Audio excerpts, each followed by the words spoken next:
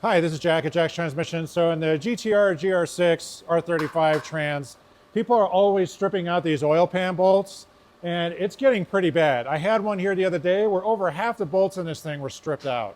So there's no need for that. Don't use an impact when you drive these in.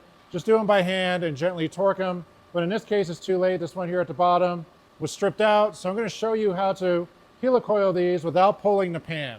So if you do have one that's stripped, order a helicoil kit, and you could do it in the car. It's super easy. So the helicoil kit you need to get is for a M6 by 1.0 thread helicoil. And yeah, let's go ahead and do it. So what you have to do is get a 1/4 inch drill bit, which it says in the kit. Drill that out. I already did that. Luckily, the 1/4 inch is still smaller than the hole of the pan, so you're never touching the pan through all of this. So it still come out super clean. Then you take your helicoil.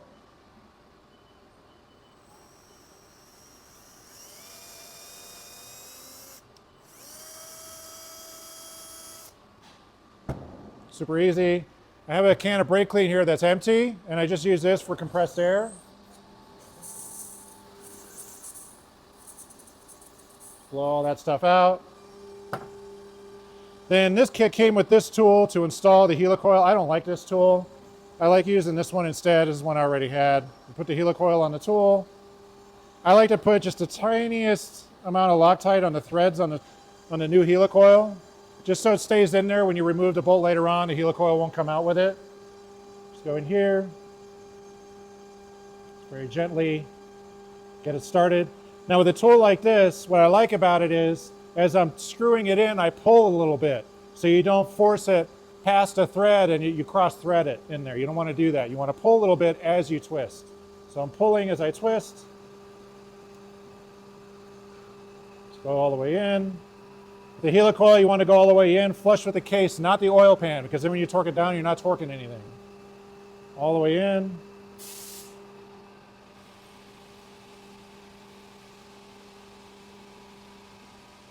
That looks real nice. So now we have the clip on the back side of the helicoil still sticking out.